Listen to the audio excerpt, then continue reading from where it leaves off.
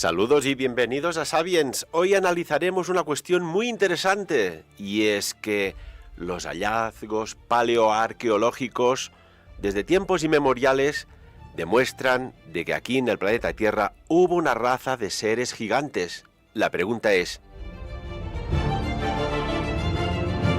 ¿de dónde vinieron? ¿Y dónde están o dónde se fueron?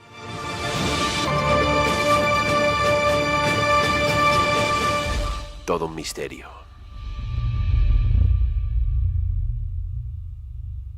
José Ignacio Para, muy buenas tardes. ¿Qué tal? ¿Cómo estamos?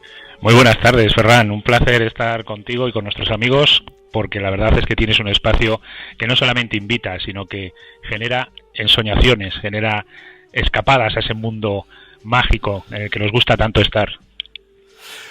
Pues muchísimas gracias por estas palabras. Esto ya hace que despeguemos muy bien, ¿eh? Y vamos a hablar de 3 libros que se conjugan entre sí y que nos hacen hacer, pues, este viaje. Y los viajes en el tiempo, desde el presente al tiempo pasado, nos fuerza la memoria. Y cuántas veces yo pienso que lo que imaginamos, si no es una porción en un determinado momento de una realidad pasada. Sí, sin lugar a dudas. No olvidemos que hay un subconsciente colectivo. Ese subconsciente colectivo guarda, almacena todo el proceso de la humanidad, todos los pensamientos. Hay autores clásicos del siglo XIX que, al hilo de lo que tú estás comentando, por ejemplo, Israel Regardí, si no lo equivoco o pronuncio mal, disculparme, pero estoy hablando de memoria. Este hombre decía que en el subconsciente colectivo de las naciones se va cargando esa energía negativa, esas cuestiones no resueltas, y que cuando ya está todo muy denso, entonces cae provocando las guerras. Fíjate, sin venir un poco a cuento, pero sí que utilizándolo como ejemplo, coincido contigo en que hay un subconsciente, hay una ensoñación que nos puede conducir al pasado y al futuro, efectivamente. Y que muchas personas están descubriendo el mundo de las canalizaciones, ¿no? Es como si desde otro tiempo, desde otro espacio también, se conecta un router y llega información. Yo no sé qué pasa últimamente, pero y gente que algunos con 2 y 3 carreras universitarias, y otras personas que son, pues, trabajadoras normales, como yo, por ejemplo, y que están canalizando. Y esto hay que parar unos minutos a escuchar lo que se canaliza y lo que llega. Porque yo, José Ignacio, y tú que eres un experto en este campo, que vamos a tratar un tema maravilloso, me gustaría saber, 1, ¿por qué nos encuentra el eslabón perdido de nuestra escala evolutiva? Y esto nos hace hablar de, pues, si en un pasado remoto alguien sabía ciertas cosas y después, al cabo de muchos miles de años después, otro alguien recogió esta información, como por ejemplo Zecharia Sitchin, y lo plasmó en sus trabajos de investigación. La primera pregunta casi que nos cabe hablar, y libros que recomendamos leer a quienes les apasionen estos temas, es 1, si hubo gigantes en la Tierra. Otro, José Ignacio, que es una maravilla, el código cósmico, y a su vez va entrelazado, por ejemplo, con el libro perdido de Enki, de Ediciones Obelisco. Sí, señor. Buenos libros que estamos muy orgullosos de haber publicado en Ediciones Obelisco, porque nos gusta aportar toda la información necesaria para abrir nuevas vías, para generar nuevas inquietudes, para hacer que todas las personas que tengan interés por descubrir algo más de lo simplemente ya establecido puedan acercarse a estos temas que son apasionantes, indudablemente, y que independientemente de si se crean, de que se puedan creer o no, lo que sí que hacen es generar una duda, una sana duda que permite que podamos establecer contacto con otras realidades, diferentes realidades. Porque hay datos que se remontan a 400.000 años atrás, en que parece ser que la Tierra llamó la atención a alguna civilización y vino. Y la primera pregunta que surge aquí, ¿no? Si hablamos de orígenes, el origen verdadero de nuestra sociedad, de nuestra humanidad, de nuestra especie, ¿qué opinas? ¿Es tal cual nos lo han explicado o hay algún capítulo que se ha perdido por el camino? Seguramente hay algún capítulo perdido, como bien dices, y ahí es donde entra Zecharia Sitchin, porque este hombre se educó en Palestina, donde adquirió conocimiento de hebreo, pero también era un experto en lenguas semíticas, tanto que era uno de los pocos que conocían tantas lenguas antiguas y le llamaban para traducir aquellos descubrimientos arqueológicos que se producían en la zona. Entonces eso le permitió traducir el contenido de textos de 6.000 años de antigüedad y llegar a la conclusión, fíjate, de que el Génesis del Antiguo Testamento era una especie de recopilación de datos, de acontecimientos y de sucesos ocurridos previamente, que están reflejados en esas tablillas sumerias, de las cuales se recuperaron 25.000 tablillas, imagínate, y ahí descubrió este hombre que lo mismo nuestra historia parte de un lugar mucho más lejano, parte de las estrellas. Fíjate que suena bonito, que es romántico, sugerente, pero sí, la historia que él descubrió, quizá menos romántica y menos sugerente, nos habla, como bien decías, de una civilización que tuvo que venir a la Tierra en busca de oro. ¿Por qué oro? Bueno, porque era lo que necesitaban para restablecer una atmósfera dañada, la atmósfera dañada de su planeta, que necesitaba urgentemente de este componente. Entonces, su planeta no estaba demasiado lejos, porque además se produjeron toda una serie de acontecimientos celestes, galácticos, que provocaron que un planeta llamado Nibiru, que seguramente a muchos de nuestros amigos ya les sonará, con una órbita de 3.600 años y que se acercaba a la Tierra, pues generó que toda esta civilización que estaba herida, entre comillas, de muerte por la ausencia de oro, tuvieran que venir a este planeta a buscarlo. Y ahora entraríamos en la segunda fase, pero no me quiero adelantar. Fíjate hasta qué punto la historia es infinitamente diferente a lo que nos han contado y sobre todo extraordinariamente distinta, ¿no? Claro, el oro sabemos a día de hoy que es utilizado desde la industria más sofisticada a nivel tecnológico, como en nanotecnología, como incluso en salud. Los antiguos egipcios ya hablaban del hormus, ¿no?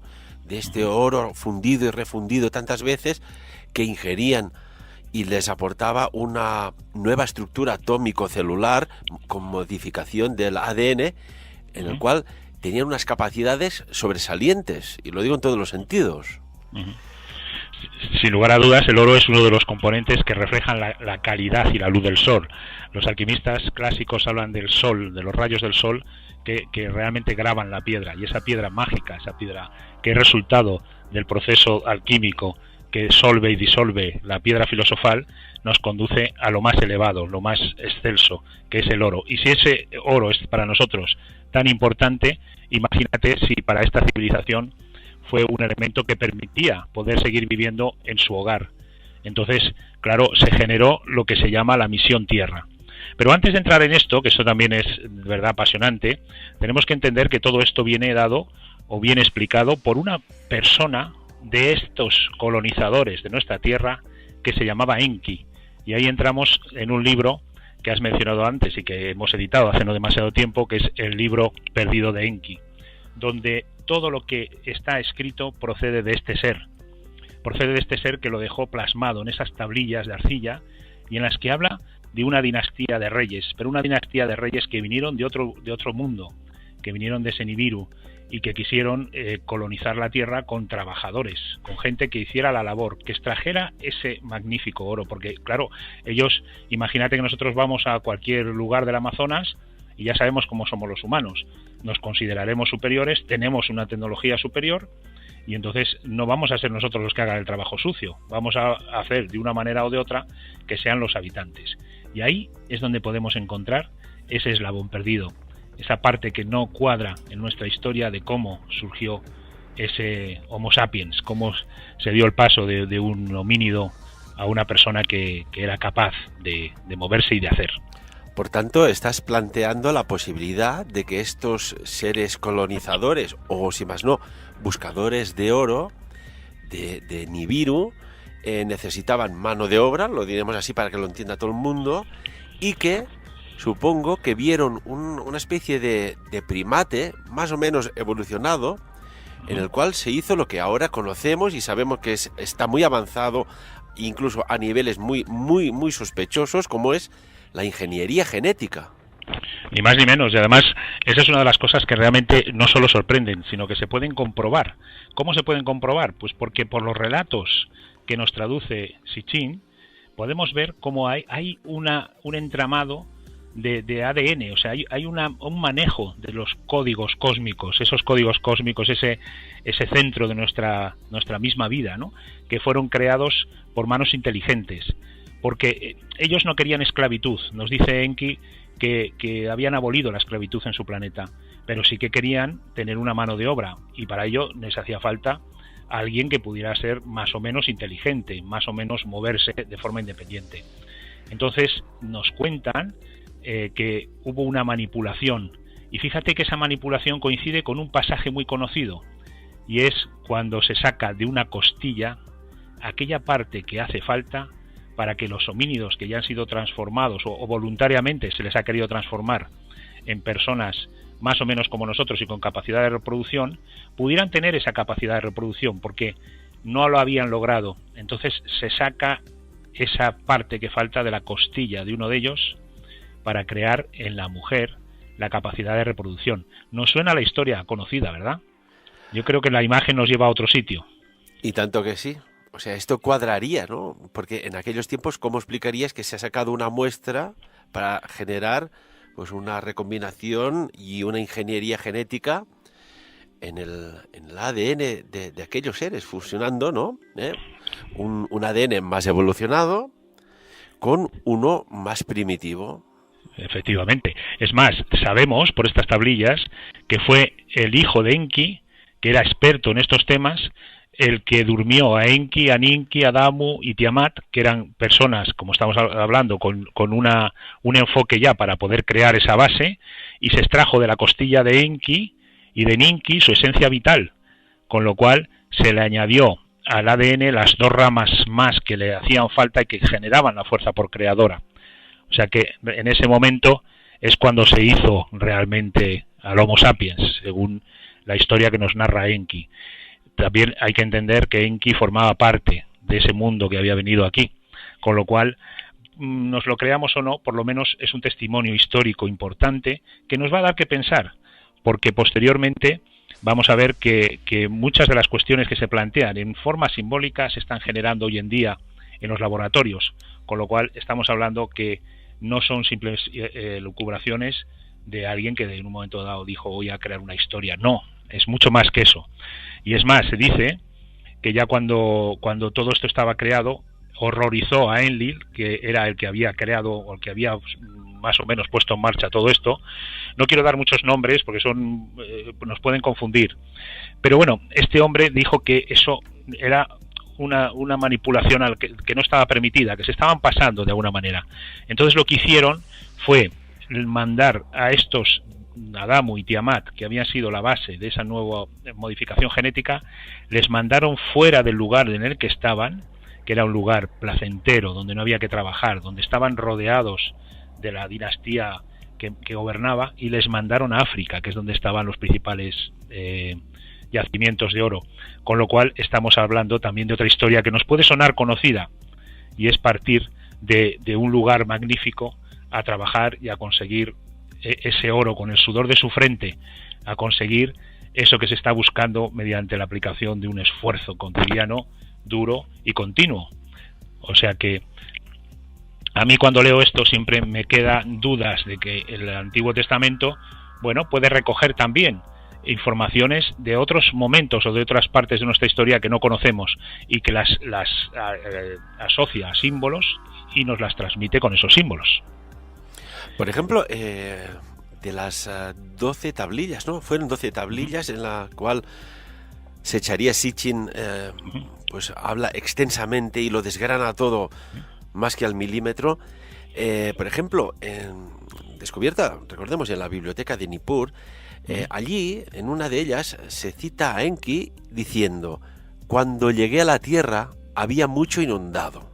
Esto nos suena, ahora lo comentaremos, sí, algo de un diluvio, un gran diluvio o una mega inundación.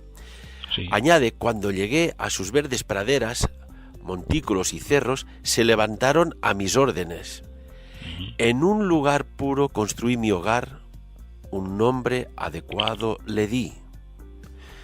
Claro, y esto casi conduce a épocas postdiluvianas. Me suena esto, nos suena un poco a cierta pues historia bíblica. Sí, sin lugar a dudas. No olvidemos que la historia bíblica del Antiguo Testamento está reflejada o muy bien contenida en esas tablillas sumerias. Una de las primeras sorpresas que se llevó Sitchin cuando estuvo traduciendo es que coincidían muchas cosas, quizá demasiadas, con lo que conocemos del Antiguo Testamento. Es más, luego hablaremos de los gigantes y hay párrafos completos del Génesis que hablan de los gigantes. Por ejemplo, me acuerdo, por hacer un anticipo, de los versículos 1 y 2 en el Génesis, que dice: cuando los hombres se habían multiplicado sobre la tierra y habían procreado hijas, viendo los hijos de Dios que las hijas de los hombres eran hermosas, escogieron de entre ellas por mujeres a las que quisieron. Bueno, a mí me suena un poco a que esos hijos de los dioses que escogieron a esas mujeres, pues no deja de ser un resumen muy conciso de lo que estamos hablando. O sea, que realmente hubo una intervención extraterrestre que dio un gran salto, produjo un gran salto a la humanidad. No olvidemos, en otro caso, que Noé, el famoso Noé, al que has hablado del diluvio, era hijo de Enki. Enki dijo que tuvo un hijo más, y que ese hijo era Ziusudra, que es Noé. Entonces, Enlil decreta el fin de la misión de la Tierra. Nunca había visto muy bien que ese proyecto de creación humana, y debido a la inestabilidad de la atmósfera por la cercanía de Nibiru, que, como te digo, cada 3.600 años tiene una elíptica que se aproxima mucho a la Tierra. De esto podríamos hablar largo y tendido. Toda esa inestabilidad le dio la oportunidad de decir que iba a acabar con ese proyecto, y entonces obligó a que ningún humano fuera salvado de la catástrofe. Bueno, ahí está Noé, que era el hijo de Enki, y también dice la leyenda que un gigante se subió a lomos del arca de Noé porque no cabía, y fue uno de los que también se salvó, y dio lugar a esa posterior raza de gigantes de la que hablaremos en breve. Todo cuadra, y aparte hay otro dato interesante. En Argelia, en la región de Tassili, allí hay unas pinturas rupestres en las cuales aparece lo que bien podría ser una especie de aeronave, con una especie de astronauta con un cordón como si fuera de suministro de aire o de algún tipo de tecnología, estirando, como cogiendo a 3 o 4, lo que se ve perfectamente son hembras, ¿no? ¿Esto cuadra con estos datos bíblicos? ¿Esto cuadra con lo que acabas de comentar, José? Sí, la verdad es que son unos datos sorprendentes. Fíjate, los objetos estelares eran muy observados por los antiguos, porque de ellos dependía la huerta, dependía el clima, dependía todo. El cielo era observado. Pero claro, nos podemos preguntar por qué las tablillas sumerias vienen reflejadas las naturalezas físicas y el aspecto de planetas que han sido descubiertos hace muy poquito, como estamos hablando de Urano, de Neptuno o de Júpiter.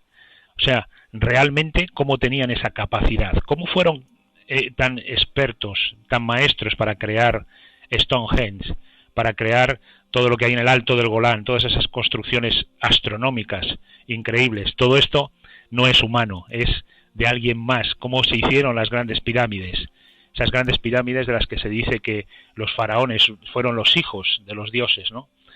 Porque, bueno, había un conocimiento mayor que nos conduce también a todos esos objetos o pars fuera de su tiempo, que también nos hablan de un pasado desconocido, y en el cual la tecnología no solamente se utilizaba, sino que nos superaba en nuestra actualidad. No hace demasiado un estudio, o un explorador del siglo XIX habló que, estando en la India, le hicieron un honor, y ese honor era acudir a una ceremonia en la cual monjes tibetanos con grandes trompetas levantaban una piedra simplemente con la fuerza del sonido y la elevaban a una roca, a una gran roca. Bueno, no sabemos si esto es lo que hizo que se construyeran las pirámides, pero sí que nos da esa visión diferente, una vez más, de una historia no descubierta, una historia que todavía nos muestra demasiadas lagunas. Luego, otra de las cuestiones importantes, ya que estamos hablando del ADN, que es una cuestión del código cósmico, bueno, se han hallado cosas asombrosas, como que el ADN mitocondrial demuestra que todos provenimos de una misma mujer, de una misma Eva primitiva. Entonces, si esto es así, tenemos una confirmación más de que el universo está poblado y nuestro mundo ha sido ese campo de experimentación en el cual, pues hombre, si nos están viendo ahora, seguramente se darán cuenta de que no ha ido muy bien. Qué maravilla, qué interesante. Seguimos, porque claro, hay quizás una tecnología. Todos sabemos lo que nos narra la Biblia, José, de Moisés, cómo pues dividió el Mar Rojo, etcétera, etcétera. Pero claro, a día de hoy sabemos que hay un principio en física muy curioso que se llama el efecto Moisés, en el cual pues consigues retraer o separar un líquido, como por ejemplo bien podría ser el agua o cualquier tipo de líquido, generando un intenso campo magnético. Y de aquí viene que lo bautizaron. Esto se descubrió en la década de los 90 del siglo pasado, y que dices, pues quizás sí que hubo una tecnología muy avanzada en la cual, por ejemplo, pues se consiguió levantar y trasladar, y esto cuadraría con muchas cosas, enormes bloques de muchas toneladas de peso, o como por ejemplo llegar a dividir el agua generando un campo magnético de unos 50 teslas. Esto a pequeña escala se consigue. Después hay otra cosa que te querría preguntar. Claro, aquí la arqueología, todos tenemos amigos arqueólogos, cuando te pones en estos campos, y claro, hay el arqueólogo que descubre y que es una maravilla, pero que según qué, como que está en nómina, no se atreve a decir ciertas cosas, y es muy respetable. Pero hay otros que se han salido pues un poco de la línea oficial y pues sueltan información.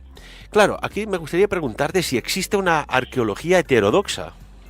Sí, de alguna forma existe, pero no de manera académica. Evidentemente, la disciplina académica lo que te conduce es a tener una serie de resultados medidos y comprobados en su origen. Realmente, en estos casos, no podemos hacer esto. ¿Por qué? Porque habría que romper todo lo establecido hasta el momento. Date cuenta de que si estamos hablando de que el hombre tuvo una tecnología que no es la que se nos ha enseñado hasta ahora, habría que reformar toda la historia. Tendríamos que tirar todos los libros y volver a empezar de cero. Eso no va a ocurrir, porque hay demasiados intereses creados para permitir que este tipo de cambios tengan lugar. Por otro lado, ya sabemos que hay dos cuestiones básicas para mantener a la sociedad tranquila. Una, poner un armario en cada casa, con lo cual hemos creado burgueses, gente que tiene algo que perder, y otra, mantener al máximo número de gente posible en la mayor ignorancia, con lo cual el estatus académico está abierto a la revisión, pero siempre y cuando no se toque al que financia la revisión. Eso, desde luego, es una opinión desde mi punto de vista, y por supuesto respeto y comparto naturalmente todo el enfoque académico y que nos ha permitido llegar a donde estamos, evidentemente. Simplemente es una opinión de por qué la arqueología como heterodoxa es una arqueología marginal. Vamos a poner un ejemplo clásico. Sabemos que Colón tenía que saber dónde estaba llegando. Sin embargo, la historia clásica te dice que no, porque no se puede cambiar la historia. O sea, esto tiene que ser así. Y si realmente conocía dónde iba, tiene que haber un documento que lo pruebe. Sin el documento, sin lo palpable, no existe más que lo que hasta ahora sabemos. Bueno, es una arqueología heterodoxa que nos permite soñar, pero también nos permite llegar más allá de lo que está escrito. Y da igual el marchamo de veracidad puesto por las instituciones. Al final lo que nos interesa es establecer esos criterios que nos permiten enriquecernos y conocer cada día más cosas, ¿no? Que nos puedan revertir, además, en ser mejores personas y, por ende, en construir un mundo mejor, que el que tenemos ahora le hemos destrozado bastante. Mucha mente y poco corazón. ¿No te parece? Y tanto que sí. Comparto tu opinión al 100%. Y, por ejemplo, otras cositas. ¿Tienes datos? ¿Sabes más o menos qué ocurrió antes del temible diluvio universal? Sí, nos dice Sitchin, por las investigaciones que hizo, que hubo una gran guerra, y esa guerra está reflejada en diferentes textos, también en textos hindúes, en los que se habla de esas explosiones nucleares que tanto nos han extrañado y que han creado también en determinados lugares del planeta signos de que ha habido una alta temperatura, tan alta que ha llegado a fundir la piedra, ¿no? O la tierra. Entonces sabemos que entre ellos había varias familias y que avanzados tecnológicamente estaban una barbaridad, pero que como nosotros tenían pues todo tipo de cuestiones generadas del ego, ¿no? Rencillas, envidias, disputas, iras, fruto de todo esto se generó una gran guerra, y en esa gran guerra lo que ocurrió fue que realmente se destruyeron en buena parte, no llegaron a destruir toda la misión, pero sí que previamente al diluvio universal hubo toda esta población que estuvo sometida a grandes catástrofes y grandes guerras, que ya te digo, las tenemos en textos hindúes explicadas con una belleza que permite entender que el rayo del sol que golpea la Tierra y que ese rayo del sol destruye todo lo que hay alrededor en varios kilómetros a la redonda, no es ni más ni menos que lo que hoy produce una explosión nuclear, con las mismas características y sin esa explicación tan romántica, pero realmente las similitudes son únicas, asombrosas. De hecho, más o menos en la zona de la península del Sinaí y toda aquella parte de Arabia Saudita, la miras a vista de satélite y parece que haya como un algo allí, ¿no? Y justamente Bueno, los relatos antiguos hablan de que allí pues se liquidaron dos ciudades enteras. sí, sí, claro, y hoy en día con las ventajas que nos dan la observación por satélite, se ven esas restos, esas ruinas, pero bueno, es una zona conflictiva, es una zona inestable, que siempre está de alguna manera vigilada, y tampoco se ha podido avanzar demasiado, pero sí que es verdad que en los Altos del Golán además está ese maravilloso observatorio astronómico con círculos concéntricos como los de Stonehenge, que nos hablan de ese código cósmico, de esa partícula que también llevamos dentro de nosotros y que, como dice Enki, encierra el pasado y el posible futuro, porque, como hemos visto en otras ocasiones, no nos podemos olvidar que el tiempo es siempre presente, que no existe en unas 3 dimensiones como lo entendemos ahora, sino que en este momento está ocurriendo lo que hablamos, pero también está ocurriendo lo que sucederá en un futuro, porque todo está en el presente. Nos cuesta entenderlo porque evidentemente nuestra mente no está preparado para eso, o sí, pero quizás no ha llegado el momento en el que ese código cósmico despierte o se active por la intervención de estos hermanos del universo y nos dé toda la historia que está dentro de nosotros, en nuestras células, en ese ADN extraterrestre que llevamos todos dentro.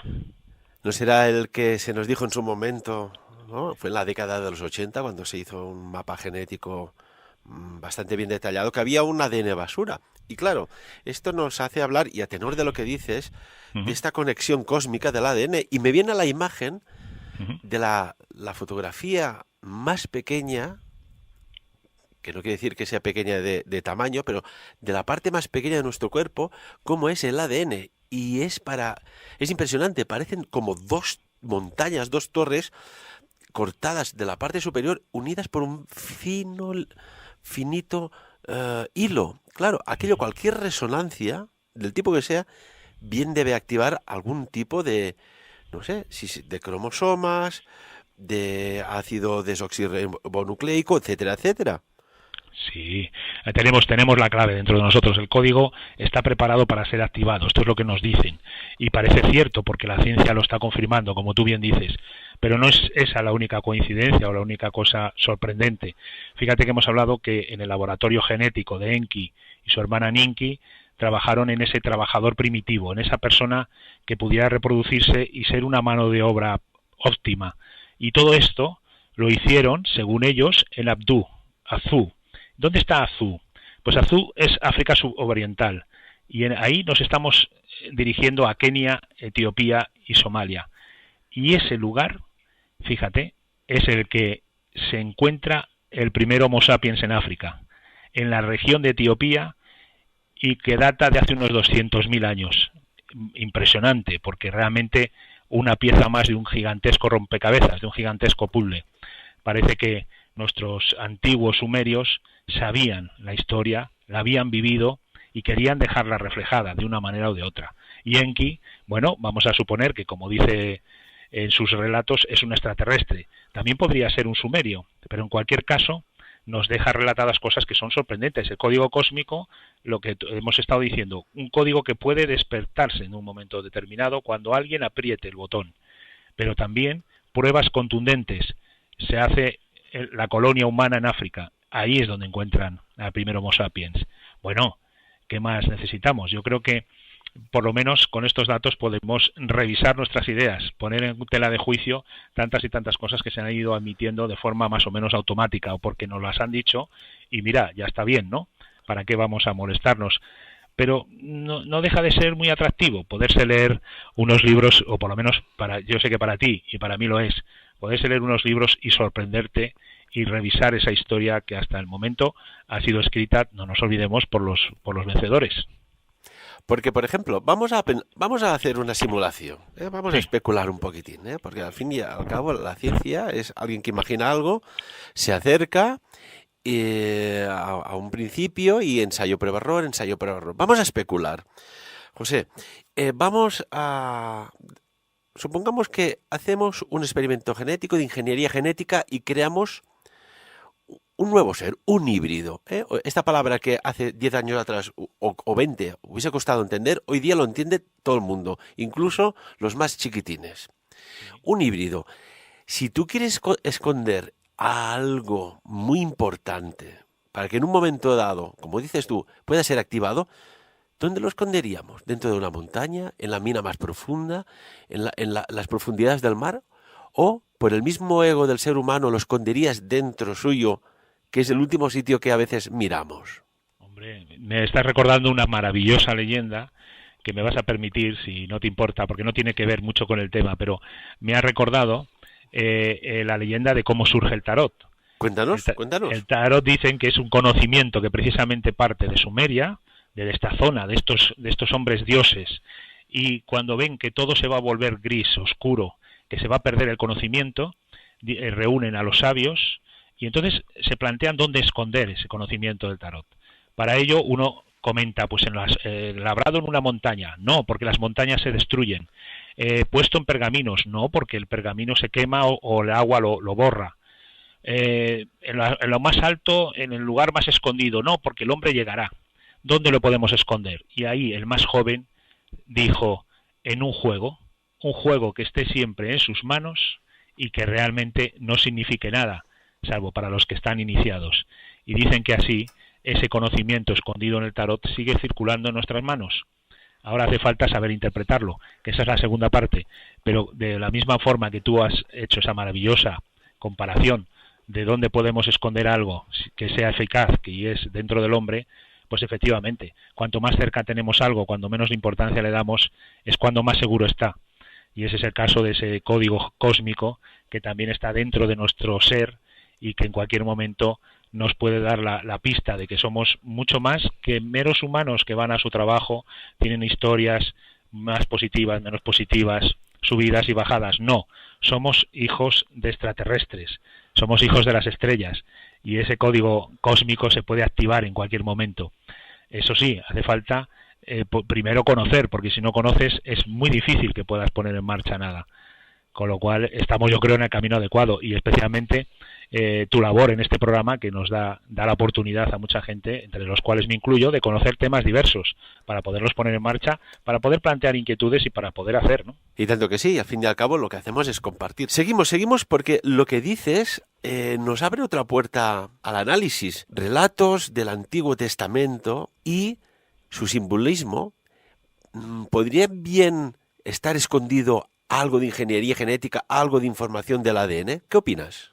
Sí, hombre, fíjate que en todo lo que son la Biblia en general, no solamente se encuentra la información que estamos buscando, sino que se encuentra la explicación de nuestro futuro. No olvidemos que la Biblia encierra el conocimiento que traspasa los siglos. Entonces ahí está todo, está en el Génesis la explicación de nuestro código, de nuestro ADN, pero también en el resto de libros está explicado lo que es, lo que será. O sea, está explicado paso por paso nuestro futuro. Lo que ocurre es que hay que saber interpretarlo. No hace demasiado, ya lo recordamos, hubo ese descubrimiento del código B que Newton ya buscaba. O sea, que realmente él ya buscaba alguna combinación que pudiera explicar que dentro de la Biblia hay todo un código, hay todo un mensaje, una explicación. Volvemos a lo de antes. Es una manera extraordinaria de esconder lo que no tiene que ser encontrado y siempre está en las manos de todo el mundo. Por supuesto, para poder acceder a este conocimiento hace falta dos cuestiones, una o tres diríamos, una que te activen ese código que seas capaz de acceder a ese conocimiento que ya está latente en todo y en todos. 2, que se te permita desde otras dimensiones, desde otro lugar, acceder a ese código porque tengas la necesidad de divulgarlo. O 3, yo siempre digo que la persona que tiene los ojos puros, que es inocente, está protegida por una especie de suerte, por una visión diferente. Entonces, la suerte protege a la inocente. En cualquiera de los 3 casos se puede obtener esa información que, por supuesto, no está al alcance de todo el mundo, porque si no, no sería una información iniciática o simplemente reservada para aquel que se merezca o que sea destinado a algo, ¿no? Entonces, claro que en la Biblia tenemos la explicación del ADN y de todo lo que nos ha ocurrido, lo que nos va a ocurrir, que la verdad es que uno de los libros más enigmáticos, el Apocalipsis, está lleno de claves de todas clases. Quizás en un pasado remoto está escrito ya el futuro. Porque, por ejemplo, ¿recuerdas? En la década de los 90 hubo un hombre que, aparte, fue sus estudios comprobados por la Agencia de Seguridad Nacional de Estados Unidos y refrendó su validez, como es Michael Drosnin, un hombre que era matemático israelí, con una capacidad de visualización de cosas increíbles en papeles y textos plasmados. Llegó a decir que había un código secreto en la Biblia. Y en este sentido, Drosnin demostraba cómo, por ejemplo, los atentados del 11 de septiembre del 2001 estaban codificados ya en la Biblia. Claro. Y lo demostró. Bueno, sí, hombre, y se hizo famoso por averiguar o anticipar el asesinato del primer ministro israelí, que realmente eso le dio el pistoletazo de salida para ser una de las personas consideradas a partir de este momento como aquel que había dado con la clave, aquel que había descifrado lo que hasta ese momento estaba oculto. Quedó en nada. Vamos a ver. No le hicieron caso, porque él dijo, ojo que puede, dijo esto, sí. puede suceder esto, y no se le hizo caso, o si se sabía, se obvió. Una cosa bien curiosa. Sí, eso es otra... Estamos hablando de Isaac Rabin, ¿no? El asesinato de Isaac Rabin. Efectivamente. Entonces, claro, se quedó en nada y no sabemos qué ha ocurrido después. Si te fijas, es un hombre que ha caído en el olvido. Nadie sabe de él, no publica, no está, no aparece en ningún sitio. Desaparece literalmente de la escena pública. Sí, claro, no es alguien conveniente, mucho menos para que ande demostrando lo que va a venir o lo que va a suceder o lo que tiene que ser, ¿no? Porque ahí ya nos enfrentamos con otras cuestiones que le gustaría mucho a nuestros amigos de las conspiraciones.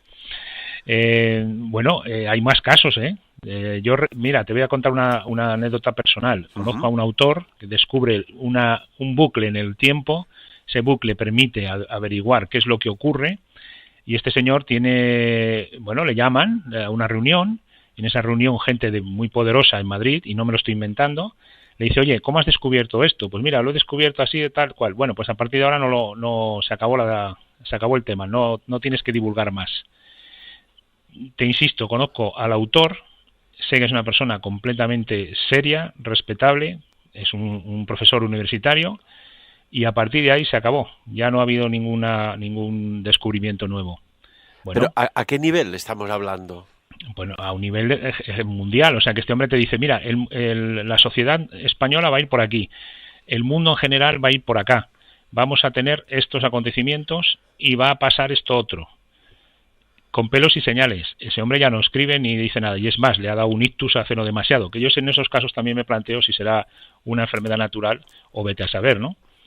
Pero bueno, casos de estos. Y ahí sí que me das pie a referirme, dentro de la línea también de Sitchin, a otro tema apasionante que son los gigantes. Porque tenemos tantas averiguaciones, tenemos tantos datos, tantas pruebas de que ha habido gigantes, pero no están en ninguna parte. ¿Por qué? Porque suelen llevarse a los museos y cuando llegan a los museos desaparecen para siempre. No existen. Y cuando hablas con el responsable del museo te dice que no, que ahí no ha habido nada nunca. O sea que realmente, y como hacen en las películas, tiene que haber o puede haber un gran almacén de temas ocultos donde se meten los restos de los ovnis, los huesos de los gigantes y tantas otras cosas. Sitchin tiene unos estudios relativos a la existencia de gigantes en la Tierra que también, como te decía al principio, están ubicados en el Antiguo Testamento, pero con pelos y señales. En el 12º planeta, él hace hace referencia a los Nefilim Nefilín, que yo para las pronunciaciones ya sabes que no es lo mío. Lo has dicho correcta y fantásticamente bien. Pues me alegro, ha sido de casualidad. Él dice que significa gigantes. Sí, en hebreo, correcto. Claro, que en hebreo significa gigantes, y que esto proviene, que en otras partes se mencionaba que también eran los Anakim. Entonces se dice que Goliat era descendiente de Anak. De ahí la conclusión: si Anak era un gigante, entonces los Nefilim eran también Anakim, que también debían ser gigantes. Y ahí nos metemos en una parte de la historia apasionante, en la cual vemos reyes, héroes, iniciados, seres superiores. Vemos los cuentos clásicos en los cuales el gigante de las habichuelas, vemos tantos cuentos en los que el gigante es malvado y hay que ir a conquistar a la princesa o de rescatar el tesoro. Y bueno, muchas más referencias. Por ejemplo, en la Biblia también, en Samuel 21:20, dice: hubo una batalla más en Gat, en la que se halló un hombre de alta talla que tenía 6 dedos en cada mano y en cada pie, 24 en todo, que descendía también de Rafa. Aquí volvemos a hablar de gigantes, porque se dice, y se ha encontrado, numerosos restos óseos inmensos que portaban o tenían 6 dedos. Con lo cual todo es una especie de espiral, de mágica espiral, que va uniendo piezas, que nos va dando datos, que nos va dejando pequeñas pistas para, bueno, plantear una nueva existencia y una nueva historia, ¿no?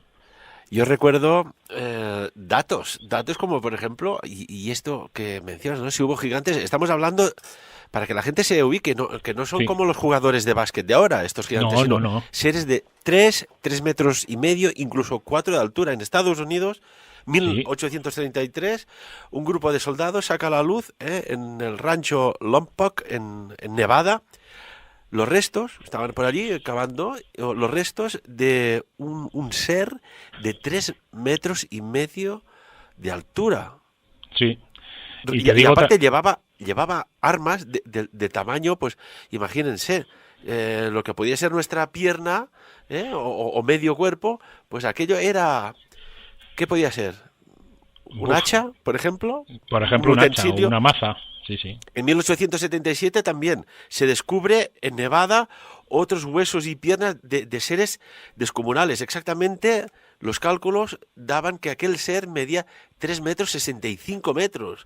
En Arizona, 1891 también, una brigada de obreros encuentra un sarcófago con un ser, y diremos así, humano, de más de 3 metros de altura. En una época, además, que la media de altura del ser humano era más bien chiquitín, no como ahora. Sí, efectivamente. O sea, aquí corrobora lo que dices tú, que hubo gigantes, seres altísimos, descomunales, en un pasado. Hombre, fíjate lo que hablamos, Goliat, pero es que también dice la Biblia en el Deuteronomio 3:11, dice: el gigante era tan grande que su cama medía unos 3,90 metros de largo por 1,80 de anchura. O sea que estamos hablando de descripciones detalladas, con datos concretos. Y como tú bien dices, los restos son innumerables. En Filipinas, en 1956, fue encontrado un esqueleto de 5,18 metros de alto. O sea que no estamos hablando de cualquier cosa. En Pensilvania, también en Norteamérica, lo mismo, cráneos que además mostraban unos pequeños cuernos sobre unos 5 centímetros encima de los arcos ciliares, que es la parte de los ojos, la parte posterior de los ojos, o sea, sobre los ojos, mejor dicho. Entonces, bueno, Sitchin lo relata perfectamente y nos dice: sí, existió una humanidad de gigantes, de los cuales uno se salvó porque se subió encima del arca de Noé. Bueno, también esto puede ser un símbolo, que se haya subido, pero sí que es verdad que alguno quedó después del diluvio universal. Y otro tema que también está siempre dando vueltas es los años que vivían, esos años legendarios que nos marca el Génesis, que vivía la gente 400 años, 500 años, 140, 200, pues parece ser que también era así, porque esta gente eran dioses, eran seres venidos de las estrellas, eran extraterrestres. Y bueno, la pregunta es: ¿estos gigantes fueron una especie de fallo o realmente es otra de las razas que vino con los dioses que poblaron la tierra? No lo sabemos, pero sí que es verdad que el mundo está lleno de gigantes que cuando entran en un museo desaparecen y ya nunca más se ha vuelto a saber de ellos. Al hilo de lo que decías de las armas, fíjate, hay en Siria se descubrieron en una de las excavaciones picos de 4,2 kilos de peso y hachas de 2 filos con 8 kilos de peso, con lo cual se calcula que tendrías que tener cerca de 3 metros para poder manejar esto. Entonces, bueno, ¿dónde está la explicación? No la hay. En la época de la antigua Unión Soviética hubo una expedición por parte de la parte más científica de la KGB, en la cual estuvieron en Egipto y hay algún dato, alguna imagen que se llegó a desclasificar o, si más no, filtrar, de un operativo que se llevaron un ser de más de 3,5 metros de altura, con tecnología. Y nunca más se volvió a saber de ello, ¿no? Como siempre. Como siempre. Alguien tiene el conocimiento bien retenido. Claro. Y yo no sé si juegan con nosotros o no. Hombre, indudablemente cualquier conocimiento es poder, la información es poder, con lo cual ya sabemos que no van a dejar que nos enteremos fácilmente de dónde está el punto de inflexión, de dónde está aquello que nos puede llevar más lejos, sino que siempre seremos marionetas o por lo menos dirigidos por una gran élite que posee varias cuestiones. Una de ellas, el poder económico, y la segunda, el poder de la información, con lo cual siempre estaremos vendidos, siempre estaremos en tierra de nadie. Yo, bueno, si me permites, te quiero trasladar una pregunta que ahora me viene a la cabeza, que muchos amigos y amigas pues deben estar formulándose. Bueno, si en un pasado remoto hubieron estos seres, por la gravedad de su planeta, por lo que fuera, eran tan extremadamente altos, sí, y por las órbitas elípticas de este misterioso planeta Nibiru, también conocido como Hercólubus. En la Biblia habla de Ajenjo. Sí, un día en los tiempos venideros puede volver a sucederse un contacto de este tipo. En cualquier caso, y si no es un contacto, sí que será un nuevo retorno de este planeta, porque no olvidemos que estamos hablando de hace mucho tiempo, mucho más de 2.000 años. Vamos a suponer que estamos hablando de lo que nos transmite Sitchin de 3.000 y pico años, 4.000 años. Bueno, ¿no será que ahora está volviendo? Hay gente que te dice que Ajenjo, que Nibiru, que el planeta X está volviendo y está cerca, que por eso nuestro clima ha cambiado, por eso las cuestiones están como movidas, por eso hay turbulencias, ahí no lo sabemos. Tampoco nosotros somos catastrofistas. En cualquier caso, realistas. Si viene, eso es. Si viene y hay algún tipo de encuentro, pues esperemos que sea un encuentro pacífico, que lo será, porque la Tierra no va a dejar de existir. La Tierra tiene que continuar, es nuestro gran espacio de aprendizaje. Lo que sí que puede cambiar o dejar de existir de la forma que la conocemos es la sociedad actual. Una sociedad que demuestra a cada paso que no es verdaderamente útil, que machaca al individuo y no tiene en cuenta esos valores clásicos que siempre han estado y que son realmente el marchamo de una sociedad sana, ¿no? Entonces, bueno, ya veremos. Ya el futuro no lo podemos ver con nitidez y no podemos ofrecer esa información a nuestros amigos, claramente. Pero sí que es verdad que todo apunta, o todas las tradiciones, todas las profecías apuntan de que estamos en un momento de transición de eras que, bueno, pues va a ser un momento histórico que vamos a vivir. O sea que... Y tanto que sí. Y después, una cosa me viene a la cabeza y nos quedan 2 minutitos de programa de esta maravillosa entrevista, de que, claro, si tú haces ingeniería genética, evidentemente, y yo que vengo del campo científico, hay errores. No sale todo bien a la primera. Y claro, hay seres mitológicos, de seres con 2 cabezas, y recordemos lo que dijo un sacerdote babilonio, concretamente Beroso, en el siglo III a.C., que recopiló y compiló muchísimos datos para los griegos, conocimientos de muy antiguo de los sumerios, de la civilización sumeria, y que hablaba de resultados fallidos de los creadores del hombre, dando cuenta de que algunos de los seres de las pruebas realizadas tenían 2 cabezas y un solo cuerpo. Por tanto, habían mutaciones o errores, digámoslo así. Sí, claro, y además... Perdona, que te he interrumpido. Ya está. No, y Cuéntanos. además, como bien dices, fíjate, Veroso es uno de mis sacerdotes admirados. ¿Por qué? Porque a él se le presentó un pez, un pez humano, que le dio el máximo conocimiento que se le podría dar a la humanidad en aquel momento, que es la astrología. Yo me considero astrólogo y como tal, pues evidentemente Veroso recibió la visita de un dios, o por lo menos de un ser de las estrellas. Y ese ser de las estrellas le dio no solamente su conocimiento, sino esa maravilla. Por supuesto que, volviendo a lo que tú decías, sí que es verdad que ha habido experimentos en la genética y que dan seres deformados. Y esto también debió de ocurrir. Por eso, como bien te decía, se descubrió unos seres en Pensilvania que no solamente eran gigantes, sino que tenían sobre los ojos unos cuernos. Y esos cuernos nos hablan de una figura cuando menos mitológica, que es lo que nos puede llevar a entender que tantas historias mitológicas, tantas leyendas y tantas cosas que parecen metidas en el mundo de los cuentos son realmente ciertas y provienen de esa construcción de la humanidad. Y tanto que sí, aquí recomendamos que la gente investigue, porque si vas a lo que sería las secuencias del ADN, que Sí. vemos la A, la G, la C y la T, Sí. esto no es porque sí. Aquí son letras que estas 4 letras pueden formar. Y digo pueden, que investigue la gente. Nuestros amigos y amigas que nos escuchan. Pueden formar palabras que se combinan en oraciones y párrafos y que quizás, como resultado final, de algún un dato curioso. Sí, bueno, y buscando datos no solamente de algo tan complejo como puede ser el ADN, sino de la presencia de gigantes, en España tenemos 1000 datos.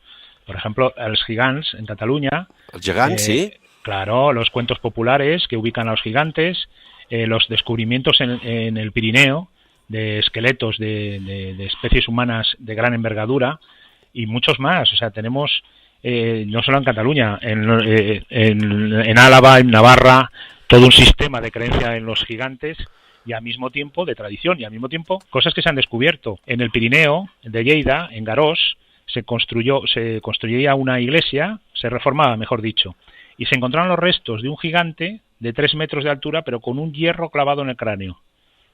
A mí me suena a cuento de Andersen o de Perrault. Claro, hay que rescatar a la princesa y hay que matar al dragón, o por lo menos al gigante, al ogro. Entonces, esqueletos en Castilla se han encontrado muchos, cerca de Medinaceli, se encontró un cráneo en León, en Marialba, en Cantabria, en Besalú, Girona. O sea que tenemos tantos y tantos temas de gigantes que, siguiendo, como tú decías, el juego de las palabras y en este caso de la toponimia, podemos encontrar todos esos cuentos, tradiciones, lugares que te hablan de la mesa de los gigantes, del lugar de los gigantes, e incluso aquellas leyendas mágicas, poderosas y únicas del camino de Santiago, en el cual se habla de aquel gigante moro que tuvo que liquidar nuestro héroe Roldán. O sea que fíjate si tenemos referencias a gigantes en todas partes, y a misterios, y a ADN, y a experimentos, y a una magnífica, única y extraordinaria historia que está por descubrir y de la que podemos ser protagonistas. Y yo me vas a permitir que es como... Rápidamente, siempre, sí, barro para casa, te diré que tenemos 15 libros en Ediciones Obelisco o editados de Sitchin, cualquiera de ellos es extraordinario. Y bueno, el 12º Planeta, por ejemplo, estamos en la 10ª edición, imagínate si gustan. Por lo tanto, yo recomiendo a nuestros amigos que si quieren saber más de la historia de la humanidad heterodoxa, de la presencia de gigantes, del código cósmico, que acudan a los libros, que ahí es donde está la mejor información.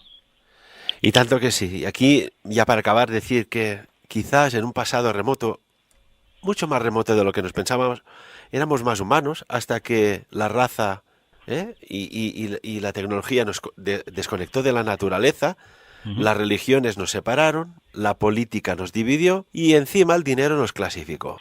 Y ya la hicimos buena.